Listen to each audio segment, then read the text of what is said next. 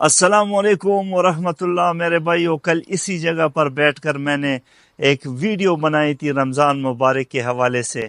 वो लोगों ने बहुत ज़्यादा पसंद की, इसलिए मैं मजबूर हूँ कि आपको तकवा के बारे में, रोज़ा के बारे में कुछ और भी सुनाऊँ। अल्लाह रब्बुल इज़्ज़त क्या खूबसूरत कुरान पाक में इरशाद फरमाते हैं, ए ईमान वालों, तुम पर रोज़े फ़र्ज किए गए हैं, तुमसे पहले लोगों पर भी फ़र्ज किए गए थे ताकि तुम मुत्तकी बन जाओ।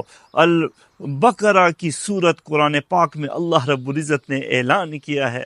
मेरे दोस्तों, भाई और बुजुर्गों, रोज़ा महज भूखा और प्यासा रहने का नाम नहीं है, बल्कि अपने नफ्स को भी काबू में रखने की इसमें ताकीद की गई है। आप नफ्स को काबू करने की कोशिश करें, बुरे ख्यालात को अपने जहन से दफा करें और अल्लाह की रज़ा के लिए अपनी ख्वाहिशात को तर्क करने का ज़रिया इस रोज़ों को बनाएं। रोज़ा तो हमें ये भी सिखाता है कि हम अपने जज्बात पर कैसे काबू रखेंगे। रोज़ा तो हमें सब्र की तलकीन करता है कि हम अपने आप, अपनी ज़ात में सब्र को पैदा करें और तक़वा इख्तियार करें। जो शख्स मेरे भाइयों रोज़ा रख कर भी झूठ बोले, वो गीबत करे, दूसरों की आबरूरेज़ी करे, दूसरों को तकलीफ़ पहुँचाए, उसकी ज़ुबान से दूसरे मुसलमान महफूज ना हो, उसका क्या रोज़ा होगा।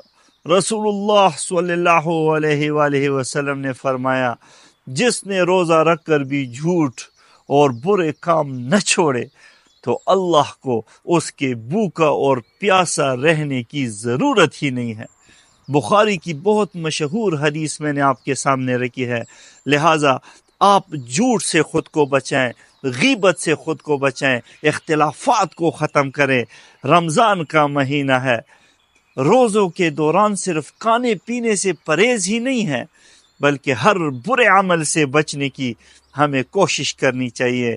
मेरे भाइयों, बहुत सारे साल बीत गए, बहुत महीने गुजर गए, रमज़ान भी गुजर जाएगा। अल्लाह उन लोगों को भी हिदायत दे जो रमज़ान के महीने में भी मुसलमानों पर गोलियां बरसाते हैं, मुसलमानों का खून बहाते हैं, मुसलमानों को ईज़ा पहुंचाते हैं, मुसलमानों को तकलीफ़ देते हैं।